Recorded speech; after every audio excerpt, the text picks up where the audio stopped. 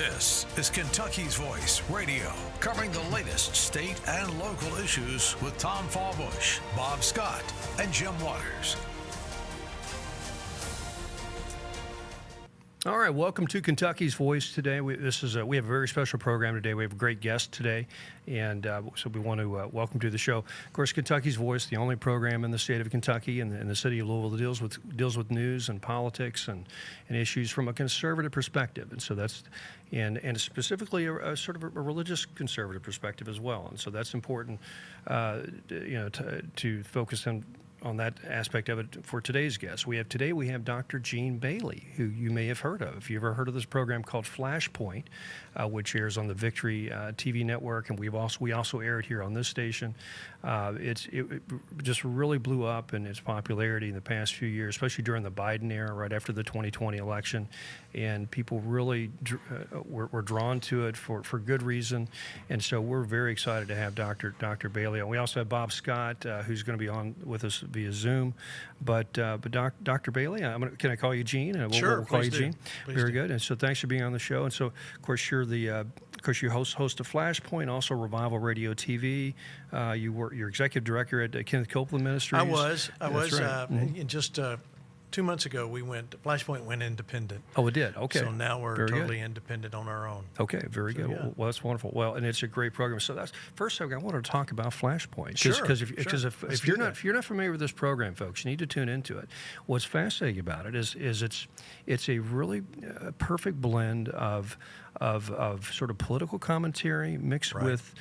with a spiritual evangelical approach to things, but also a very prophetic approach to things, That's right. which is very unique. You don't see that very often, and a lot of our viewers may not understand the evangelical world when you use the term prophetic, but some will. But there are folks that appear on this program that really have genuine words from the Lord, and they will say things that they feel like are accurate or may come to pass, and it seems like they have quite often. And so it's very interesting how those narratives are threaded. But tell me about Flashpoint.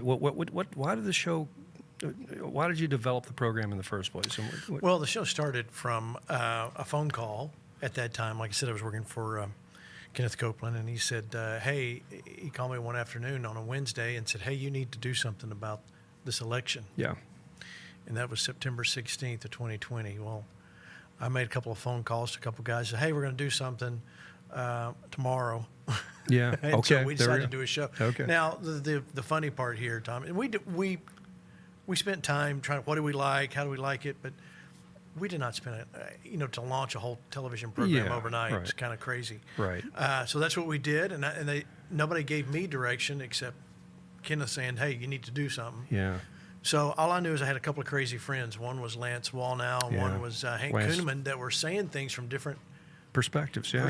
Right. They didn't even know each other at the Yeah. time. So I said, this is very interesting how they're using different words, maybe different terminology, but still saying the same thing, both believers. So that's how we started. Yeah, I love that. It was very organic. It was just let's just come together and talk about what's going on from the heart. Sure. And if you're a viewer of this show, I'm sure you witnessed the 2020 election and all the ills that we saw there, and I still feel like it was a stolen election. I'll just say that. I'll just say you're a Christian nationalist. I am a Christian nationalist because but at the end of the day, there were so many issues there, and people felt that on a real gut level, and so they needed somebody to kind of voice those concerns. But also, I think the biggest part of Trump's base has always been the evangelical Christian vote, and so you needed someone from that perspective to really share the heart of what was going on, and Flashpoint just really delivered on that, and so thank you, first of all, for doing it, because it impacted a lot of people. Absolutely. It really impacted a lot of people. But did you find that to be the case, that people they needed to hear what you all were saying? Here's what happened, Tommy. In June of 2020, there was a debate, and in that debate, Chris Wallace was the moderator. Right. And suddenly we discovered Chris Wallace isn't a conservative. He's really progressive liberal. He is. But he was on Fox News. And we thought, wait a minute. That's right. Mm-hmm. The Christian world had been listening to Fox News. That's right. And so all of a sudden everything was rattled. Well, it was almost from that day Christians were looking for, where do I go? Where do I go get Right. the real news? And what we thought we were getting, we're not getting. It's tainted, it's biased. And then suddenly we're seeing some stories come out that it's much worse than we think. Right. So in all of that, we had to kind of launch into a new era of television that said, hey, okay, we're going to tell you the truth. We're unashamedly Christian. This is what we believe. And here's what the Bible says about that. And here's a prophetic word, because we know through Scripture, he speaks through his prophets first. And if you got a problem with that, you got a problem with that. Now, Right. what I did not see coming was I just assumed that we were talking to, I never thought the show would be long running as it is, but Right. I assumed we were talking to Christians. Well, we found out, no, we weren't talking to just Christians anymore. Now we're Right. talking to people as the election happened or didn't happen, and all the stuff that went with that. We discovered that we're talking to people that really are hurt by this. Right. They don't know, where do I turn? And some started watching Flashpoint because they felt better. Right. And then they felt like they were getting the truth. Of course, we know no man comes to God except the Spirit draws them. Right. So this is what they were getting. They were being succumbed to the anointing and didn't know There we go. that's what they were getting. Absolutely. That's what they were getting, news in the Absolutely. anointing. So That's right. and it's truth. It's truth. Yeah. The truth lives at Flashpoint, whether it's political, cultural, or scriptural. We're going to That's tell right. you the truth, even when it's stuff that we don't like. That's right. And it's the truth is what lasts, and the truth is what is the most meaningful. Amen. Come on. And that's what cuts through the smoke. Great point. Fox News really disappointed people in that election, because you can tell there were some early calls, there were some decisions to kind of move away from Trump really quickly after that election and kind of just move. And so that basically it imploded a lot of their support. And so like you're right, people were looking for some alternatives at that moment, but from folks that, alternatives where they could actually trust and really trust the folks at a heart level, and that's where Flashpoint really delivered. And before I forget to say this segment, you're in town because you are doing Flashpoint here in Louisville tonight. Yeah, we're doing Flashpoint Live right there at Tonight. Evangel World Prayer Center. Evangel World Prayer Center. Tonight and tomorrow night. And there's fireworks both nights. Both ways, So, yes, there we it's go. going to be a blast. We're going to have a great time. Okay, so Lance Wallnau's going to be there. Hank Kuhneman, who's been to the church here. Yes. Lorenzo Sewell, Ed Rush. Of course, Bob Rogers, Pastor Brian Gibson. And then Phil Driscoll's with us tomorrow night for wow. a patriotic medley that we're going to do. So, everybody's here. So why should I go to the live event versus just watching on TV? Well, there's something dynamic that happens in the room. When you with like people that are like faith minded, and you're going to see some things happen. Now you say, well, is it a political rally? No, but yeah. Is it a church service? No, but yeah. Yeah, You're going to get. It's a fascinating. We're going to blend. have Yeah. water baptism. Mm-hmm. We're going to see people saved. We're going to pray for everybody in the room this weekend. So there's going to. It's church. This is why the left and the progressive have come so much after us. That's right. And me. That's right. And it's because they're like, this is scary.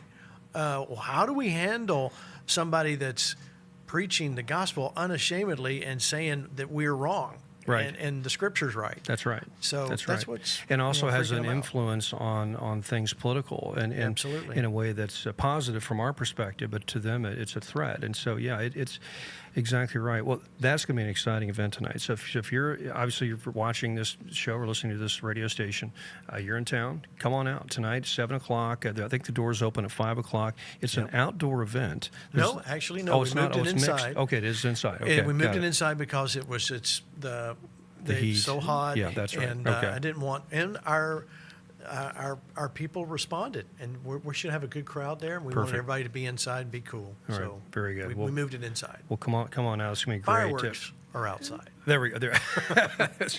Let's hope so. Okay. Well, let me ask you this. So Flashpoint. Right now, there's you started the show in 2020. It's now 2025. So a lot of the same guests are on. Lance and Hank and all those.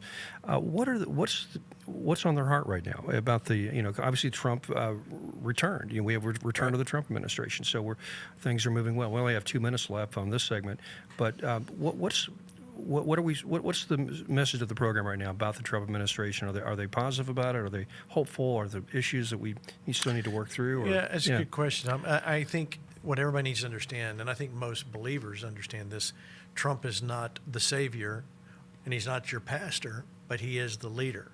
And he's God chosen man. Is he going to make mistakes? Absolutely, he's going to make mistakes. I believe everyone that we're talking to, what has come out of all of this is, yes, we got our guy that we wanted, that it was going to stand up for more Christian values than we ever thought possible. Is he perfect? Is he doing everything I wanted? No, he's not. But it's our guy for now. So let's get behind it. And what he's revealed to us has actually been an unveiling of just how deep the swamp really is, and how much we have to really pursue truth in all aspects. Exactly right. No, very well said.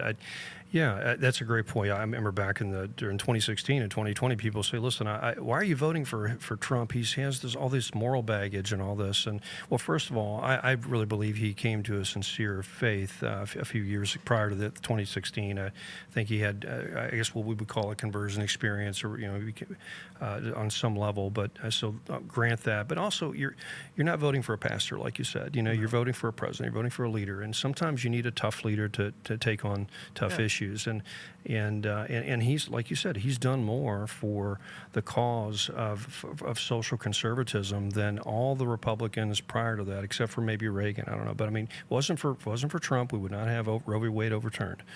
He would have not. We had he put those judges in that helped that happen, and that's the biggest victory from a moral, political standpoint that we've seen in America in the past probably 50, 60 years. And that should be credited to Donald Trump. And so those who are too concerned about Trump and I'm a Christian, I can't vote for him. Well, explain that, all right? Explain, he helped overturn Roe v. Wade, and I'm sure God is very pleased with that. So we'll be right back. We have Dr. Gene Bailey with Flashpoint. He's here in town tonight. We're going to talk more about this in the next segment.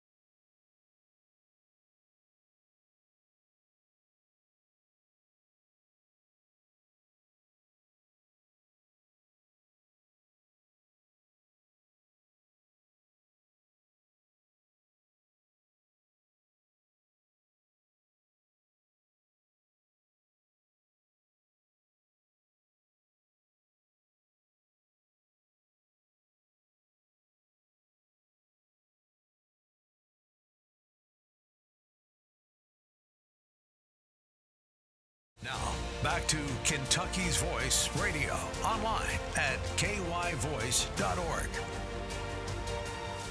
All right, welcome back to Kentucky's Voice, and we have a special guest today, Gene Bailey with Flashpoint. And so if you've heard of the program Flashpoint on the Victory Channel, and seen really all over the country and on other networks as well, we aired on our station, became very popular during the Biden era after the 2020 election, and still going strong, and it's more popular than ever. The show started off as a few friends just talking about what's going on with the election, turned into this huge movement of of folks that will come out and watch the program being shot. You do live events all over the country, and one of those live events is happening tonight here in Louisville. And That's so right. tonight here in Louisville at the Evangel World Prayer Center, which is it's at the Gene Snyder and Billtown Road, right there at that exit.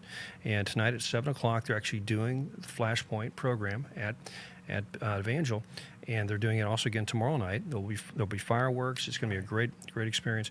And so, Gene, we were talking about the last segment about Flashpoint, but one of the things I really appreciate about your work is you have another program called Revival Radio Television, right. or TV, Revival Radio TV on Victory and also on YouTube, and it talks about the history of revival, and you have your background is in teaching revival history, I think, at a university, and so and I think, and sure you would agree with this, the secret history of America is revival history. Is why? Because America is good because it's religious, and it's religious because of all these awakenings and revivals that we've had. If you don't kind of follow that history and understand what happened with the first Great Awakening, the second Great Awakening, you don't know why you wouldn't know why the country's founded. You wouldn't know why we had the Civil War. You wouldn't know why we have the Civil Rights Movement. And I mean, you wouldn't know why America is really just seen as a moral beacon on the earth if you don't understand those things. And so, in secular history, we don't teach that. And so, so revival history. Well, first of all, what is a revival? What's an awakening? If someone would ask, what's that? Why is that important? What is? Well, revival is just what you just said. It is an awakening, and that can have many different looks. If you ask a preacher, most preachers in America today, or most Christians in today, what does revival look like? They would expect to walk into their church on Sunday, and there would be Pensacola Outpouring 2.0. Yeah, and because that's what we've learned. Now, when I grew up, my parents drug me to tent meetings all over the place, and brush arbor type things, and they called them revivals, and they were planned for a year and out, and 2 weeks, and then you're done. That's right. Not very good spontaneous. meeting. I don't know if I'd say it was a revival. That's right. But there's been this thing about revival that where there's consistently through history, God pours out, and it seems to be in the worst of times. Yeah. I think about the Wales revival, what happened in Welsh with Evan Roberts, and what happened there. The crime was at an all-time high. They were in the middle of an election season, and their government corruption. Does that sound familiar? Yes. All these things that were going on, yet God chose at that time to pour out at the Welsh revival. Yeah. And it happened through someone who was not. In fact, they would pray, guys that were in the church, pray to the Lord, don't let this revival come, but don't let it come through the church, which I thought was brilliant, because they did not want it to be tainted by the religion structure. Right. So you go here to America with what happened in Azusa Street. Yeah. You got a horrible earthquake of 1906, and right in the middle of it is a revival where they would physically see flames on top of a building and be drawn to this building. So, I mean, God always pours out something. But let's go back to 1620 when Robert Hunt landed at Cape Henry, and he drove a cross, made a cross, drove it into the beachhead right outside of Virginia Beach right there, and proclaimed this nation for God. And from this nation, and you can find this online, and I suggest you do, from this nation we will reach the world for Christ. He made a covenant, where people realize it or not. He made a covenant with God when he landed there. And the same thing with the pilgrims. So we've got this covenant of revival that's happened. And then, of course, you cannot have an American Revolution if there was no George Whitefield. You can go through every outpouring, there's a problem. That's right. Or there was an outpouring. An outpouring, yeah. So, but here's where I am today with this whole revival thing. Yeah. There's a growing messaging out there, and it sounds right. Like, well, we don't really need a revival, we need a reformation, because that's what God does. Mm-hmm. Well, yes, the result of a revival is a reformation there we go. Of what happens. Well said. Yeah. But people say, well, I just want the reformation. Well, yeah, you don't want to go. I'm sure Jesus would prefer to not go through the cross to get to the there has to be the pain of this thing that we're going through. We have to go through a revival, which is a purifying fire that God pours out. And then it doesn't have to be loud and boisterous. The moment we put God in this box is the moment you just decided it's not going to happen that way. Right. So however God wants to do it, however he wants to do it, then that's what we want. Yeah, and and then it's- yeah. we embrace it, and then we see what happens when it reforms our government, reforms our nation, reforms our cities. Absolutely, and it seems like it needs to happen every generation, right? Because there's a book called The Fourth Turning, and it talks about how every 80 years we go through this cycle of kind of restoring our institutions, and the author, he's a secular author, and he tracks it right in the middle of these turnings is usually some sort of great awakening that occurs, some sort of spiritual renewal, and it's very necessary for America to sort of renew itself, to have these things. And I think we're due for another one of these. I think the last time you could say we've had a revival in the country was probably in the 60s with the charismatic movement and Sure. maybe some of those things. We're still living off the fumes of that. But do you see a revival maybe burgeoning right now with maybe there's a talk of like Gen Z men are coming back to church, and how the Joe Rogans of the world, the Russell Brands, some of the online influencers are becoming more open to Christianity. And do you see anything? And that's not from the church. No. It's like from a secular perspective almost. No, I agree. And Yeah. yes, the two people or segments of our population that are most overlooked are the young people and the old people. And by old people, I mean anybody 55 and above, because Yeah. that's what the world thinks of as old. Right. The minute we discount those two segments, then we've narrowed what it should look like. So we need to understand, yes, there is a revival happening among the youth, but that doesn't mean grandma and grandpa are left out either, That's right. or mom and dad. That's So there's a true revival is multi-generational. It's going to cross Gen Z, Alpha, all the way to baby boomers and above. So we don't put God in a box, and let's let God do what He wants to do, but be open to it. Every major move, Leonard Ravenhill said, every major move of God discounts the next major move of God. Yes, right, exactly. And I think about even in what we're standing here in a TV studio, radio was the devil's Yeah. That's method. it. That's right. And then TV was the demon box. Yeah, the television. by the yeah. radio guys. That's right. So yeah, I mean, it's exactly. like, come on, Right. let's use technology. Let's use the internet. They were saying that about the internet. Churches were like, hey, you don't need to be on the internet. That's right. Just be on the right places on the internet. That's right. That's right. And how many? If we did not have the internet now, what we would not be able to do to reach the world for Christ is astounding. So let's use technology, but don't put God in a box and how He's going to respond. It's not going to happen the way you think it will, but that means you got to be open to what God wants to do. That's right. That's right. I always use the analogy that Christ Himself, He used technology to reach the people. And so, well, how do you mean He's living in the ancient times? Well, he would get on a boat. He would go to the edge of a lake, and he would ask his crowd to sit on the bank in a natural amphitheater so people could actually hear his voice better. And so he knew how to use the technology of the time, was just a spoken word and a crowd to amplify his voice and get people out there. Well, we should do the same thing in media. Christians should be on the forefront of media, and very often we don't. Very often we kind of pull back and we let the secular voices sort of dominate culture, and it's a shame. But we have about a minute left, so let me remind people: you'll be here tonight in Tonight Louisville. and tomorrow night. That's right. Here at Evangel World Prayer Center. Yeah. Doors open at 5. Get here early. There's a lot of book tables. We've got food trucks. We've got all kinds of stuff that's going to be fun. Fireworks both nights after the once it's dark, and we're going to. And yes, we're broadcasting live around the world, so we'll be on. And we'll be on as well here with all of Bob Rogers' networks. And your regular guests, Lance. Lance, Kuhn, Hank, Lorenzo Sewell, Ed Rush, Brian Gibson, and tomorrow night, Phil Driscoll, big patriotic Wow, male. that's going to be awesome. It'll be great. So we'll be there. Come out tonight. Evangel World Prayer Center, Billtown Road, and Gene Snyder, 7 o'clock. You will really enjoy it. So, Gene, thanks for being on the show today. It's a real pleasure to have you here, and it's a real honor. And we'll talk to you. We'll talk to you soon. We'll be right back with Bob Scott in this next segment.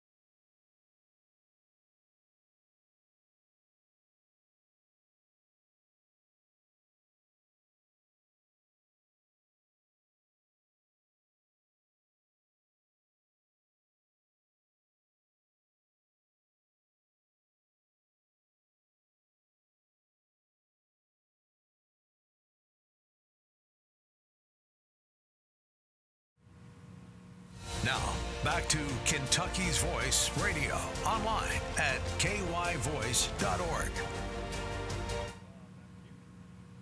And welcome back to Kentucky's Voice. You can text us at 502-571-0970, or if you have a comment, or if you'd just like to honestly support Kentucky's Voice, you can do so by going to kyvoice.org. I'm your host, Bob Scott. We're enjoying a great segment with Dr. Gene Bailey of Flashpoint and our own Tom Fawbush. And folks, stay tuned. We have a really good show and a guest coming up. And before we get to our next guest, I do want to share a viral video that our guest did while just walking the streets in Salt Lake City, Utah. The interviewer in this video is a social media sensation, a guy known as Nick Shirley. Quite frankly, I never heard of him until I saw the video, but I venture to say there's a lot of people in our audience that will know who he is. And basically, I don't want to give away too much, but I'm going to let the video speak for itself. But keep in mind, as you listen to it, the video was recorded, I believe, 3 days. I'm going to say that again, 3 days before President Trump ordered the bombing of Iran. Please play clip number 1. Would you support the United States getting into the war with Iran? No, not a chance. What do you think should happen? Precision strikes, just precision strikes, get rid of any ability for them to have a nuclear weapon, but no boots on the ground, never again. Countries like Iran, you can't allow them to obtain any sort of a high-enriched uranium to make a weapon. If they want to have nuclear energy, that's another thing, but highly enriched uranium isn't meant for nuclear energy. That's only meant for one purpose and one purpose only, and that's to make a bomb. How dangerous are these people over there in those parts of the world? The people of Iran are great people. If you look at Iran in the 70s and the 80s, it was very much like any other country, first world country. But with the Ayatollah and with the extremists, taking away women's rights and education, they went backwards instead of forward. They damned themselves a little bit. The people are fine. It's their leadership that needs an adjustment. And should the United States go after that nuclear weapon that they are apparently building? 1,000%. Yeah. You would support them going into the war? Yeah, I would. It wouldn't be a war, so it's not a war. So say they did enter into this war, how long would you think this would last? Do you think it'd be one missile, one bomb, and it's over? I think, it's never just one bomb. I think if you're looking at, it'd be a tiered precision strike, so it'd happen in phases, but it wouldn't be something like Bush's, coin fight, the counterinsurgency fight with Iraq, Afghanistan for 20 plus years. It wouldn't be a continuation of that. I think Trump would live up to his word of it being just, hey, we're just going to strike this and that's that. I don't like the fact that we have to get involved in stuff like this, but when you have a country like Iran who potentially they're working diligently to try and get a bomb, that's scary. That should be scary for any American or anyone in the Western world. Absolutely amazing commentary, and again, that commentary happened 3 days before the strike actually happened. And joining us now is the guru that you just saw and heard in that clip, Michael Burns, a military community veteran with over 18 years of service in the Special Operations Forces and Special Warfare communities. This does include 14 years. Again, 14 years as a Tactical Air Control Party, a JTAC, one of the most elite and trusted roles on the battlefield. In more than 4 years in government, in a government role outside the military, he served in combat zones, folks, in both Iraq and Afghanistan, and now continues to his work in defense as he resides in Navarre, Florida, where he also does a podcast called One Mic Out. And full disclosure, I got to throw this in here. We know Michael personally as a family member of my wife, and thank you for your service, first of all, Michael, to our country, and welcome to Kentucky's Voice. Hey, thank you to have me, Bob. I appreciate it. I'm glad to be on Kentucky's Voice. It's an absolute honor. One chance interaction with an individual with full disclosure as well.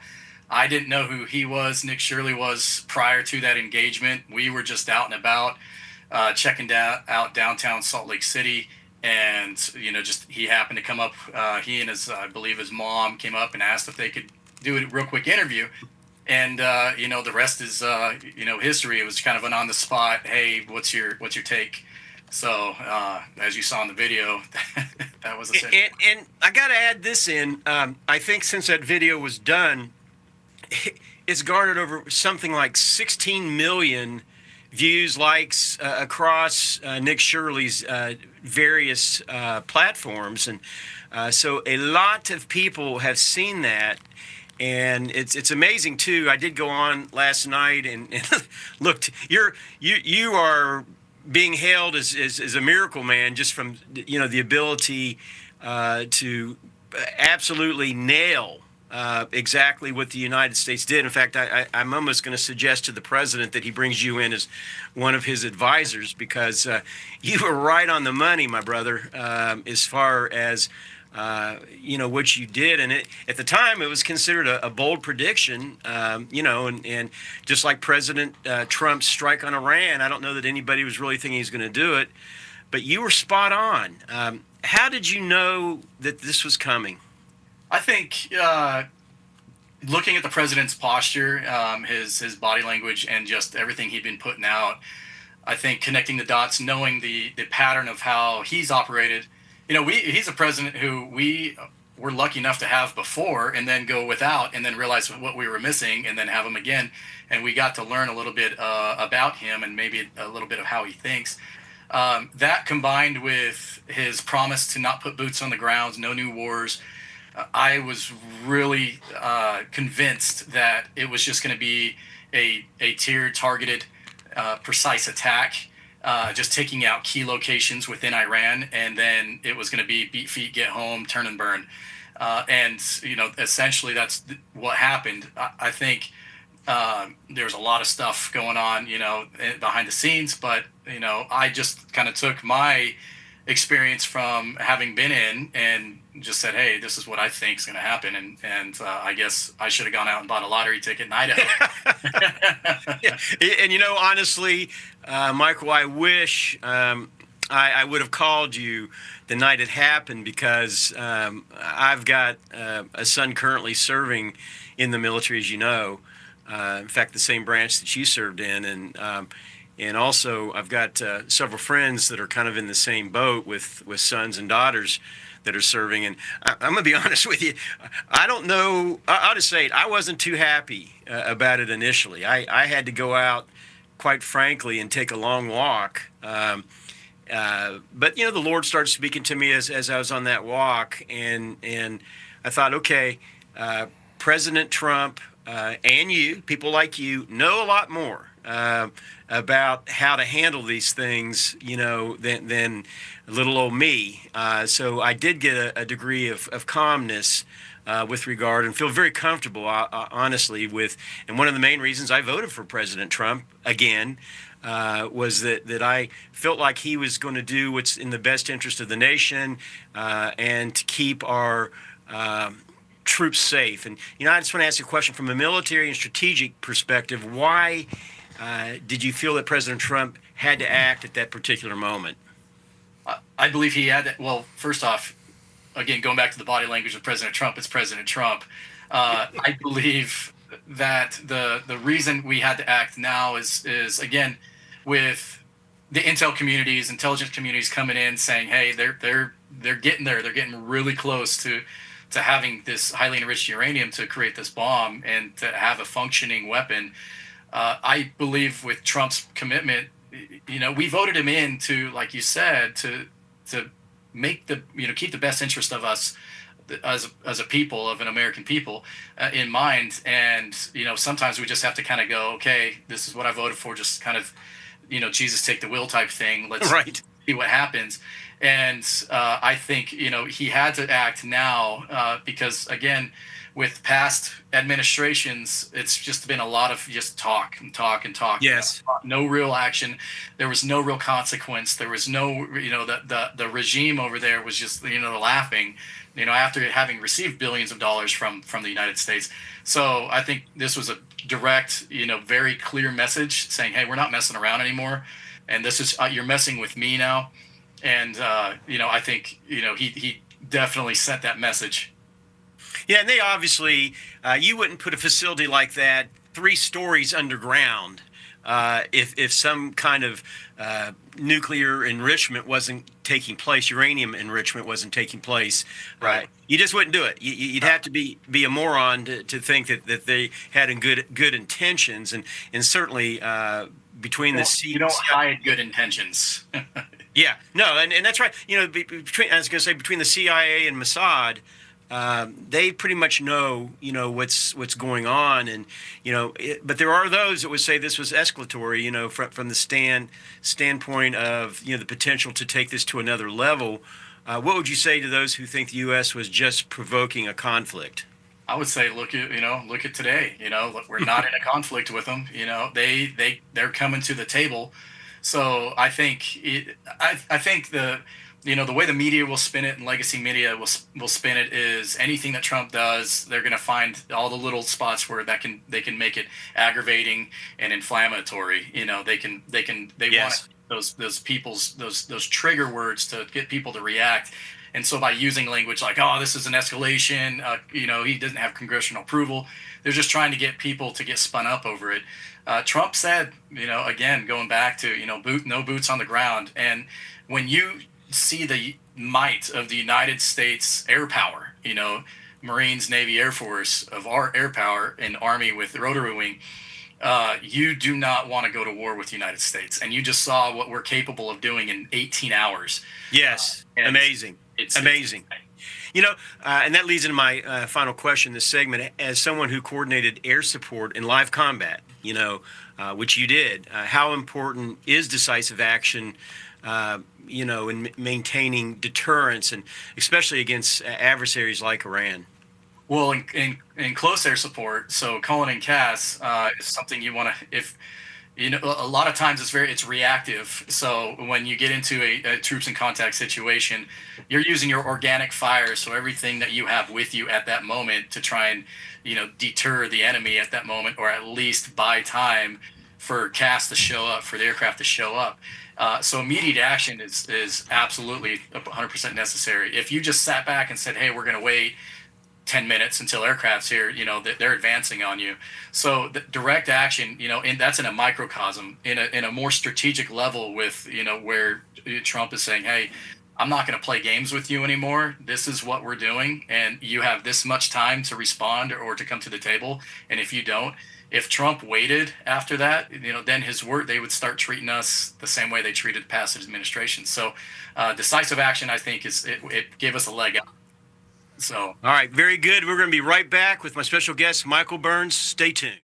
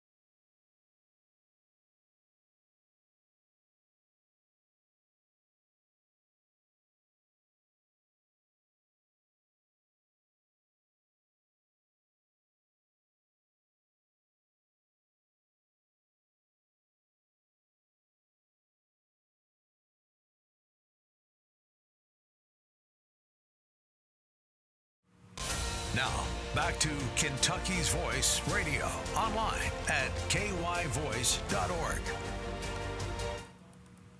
And welcome back to Kentucky's Voice. We're continuing our conversation with Michael Burns, combat veteran and defense expert, about the viral prediction that's made him very, very famous. He made it on the streets of Utah about 3 days before President Trump initiated the bombing in Iran. And I mean, it was a bold strike, a bold decision that President Trump made.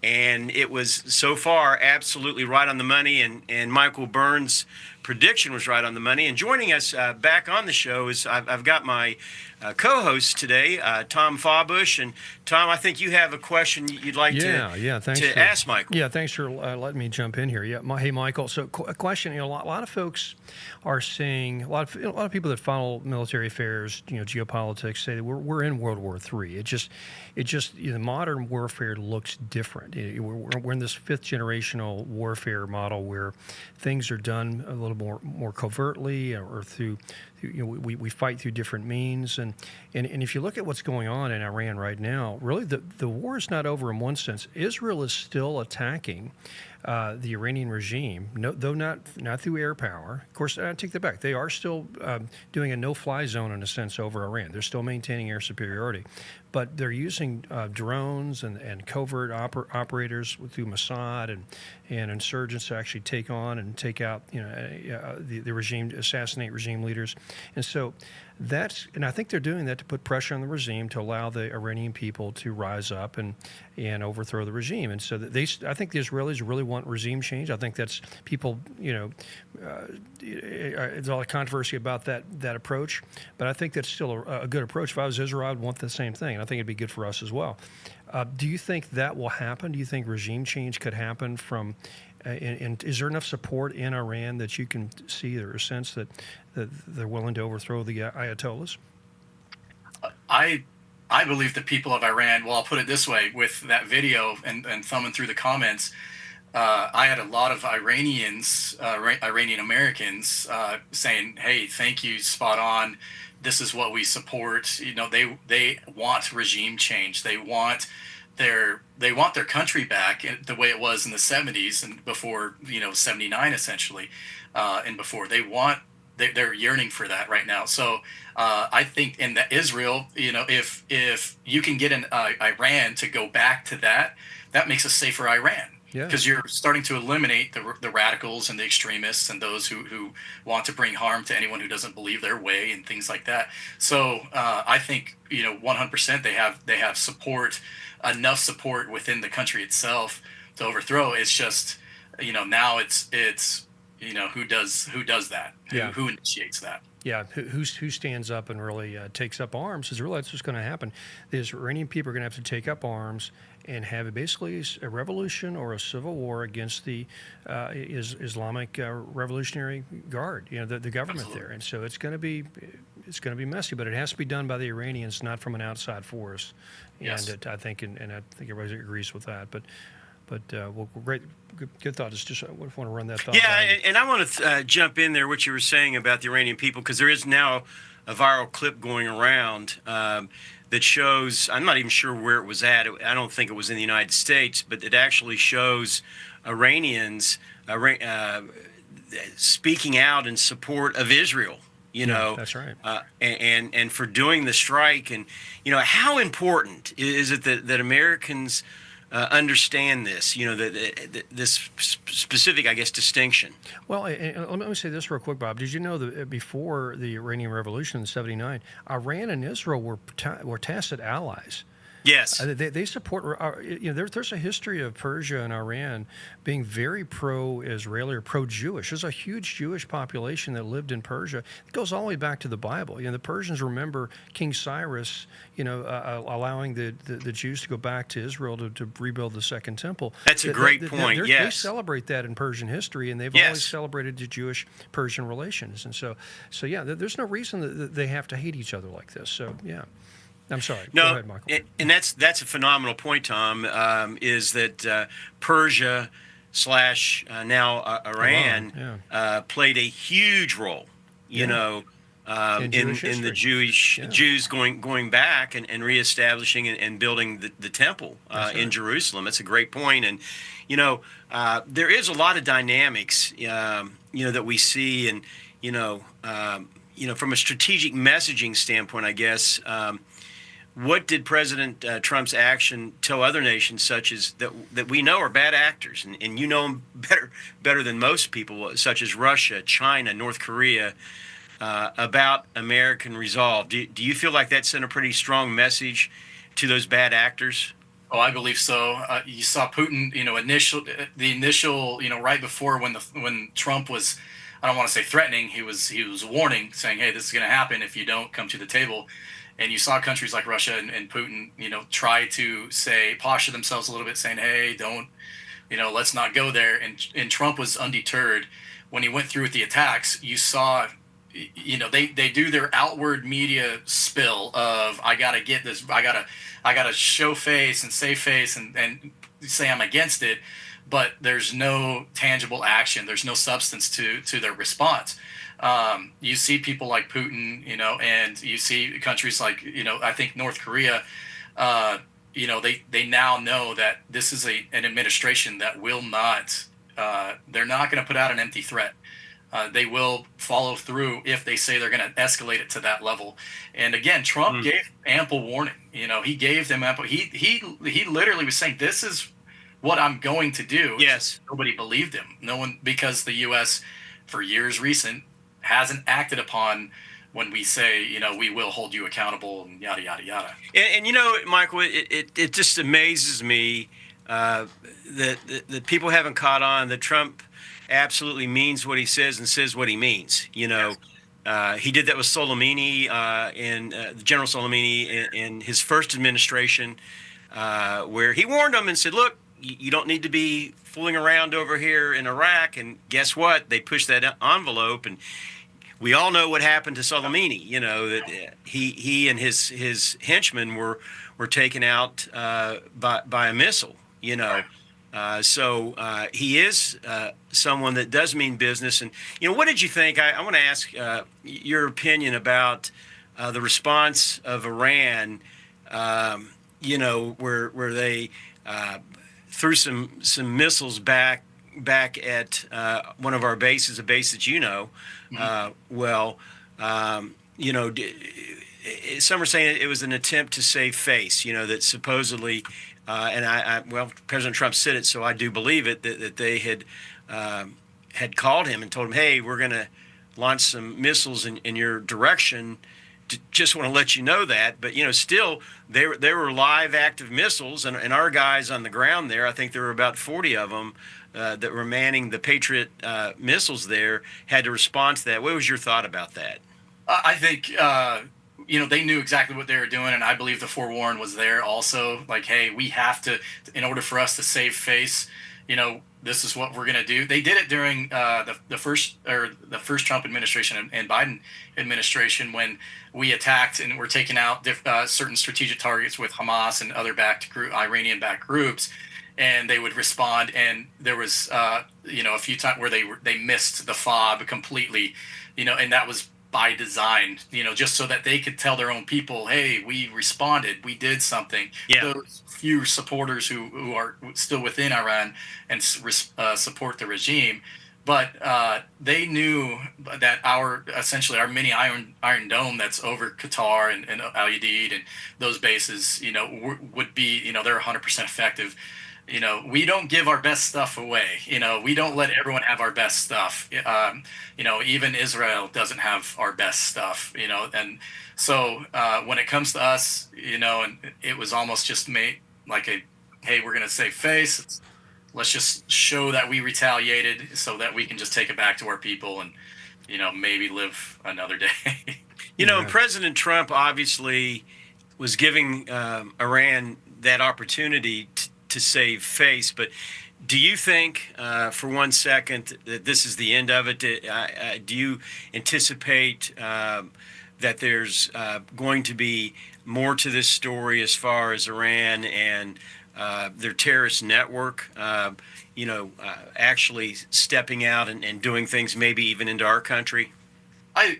We are, as we should be after any attack like this. We should always be in a heightened state of awareness and state of vigilance, just because you might get those lone wolf people who might not necessarily be state sponsored and backed, but who still they sympathize and they act out. So you also have those individuals who might now be reactive to what just happened, but you also might have sleeper cells. I mean, look at the border. We finally closed it down. 6,000 crossings, I think, just last month was, and that's the lowest it's been, or that was, I think, in May, and that's the lowest it's been in forever. Yeah. And so before that, how many people, military-age males, were getting in?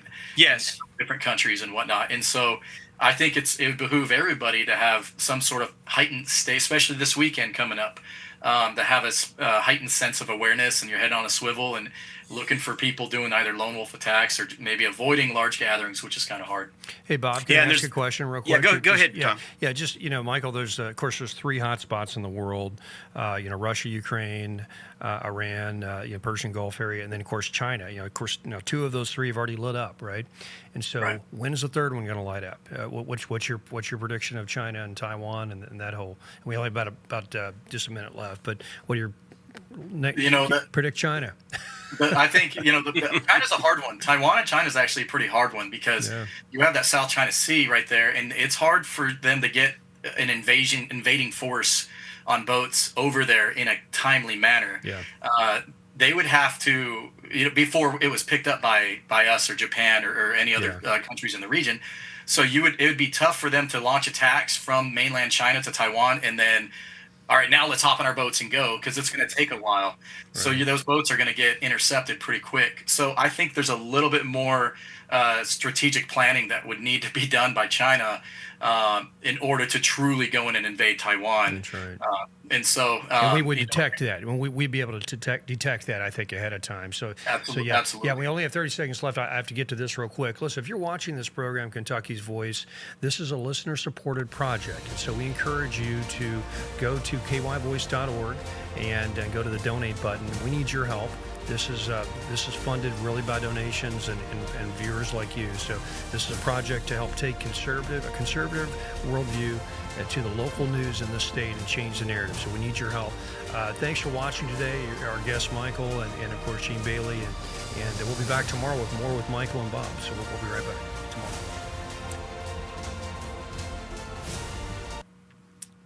tomorrow. Good deal. There we go.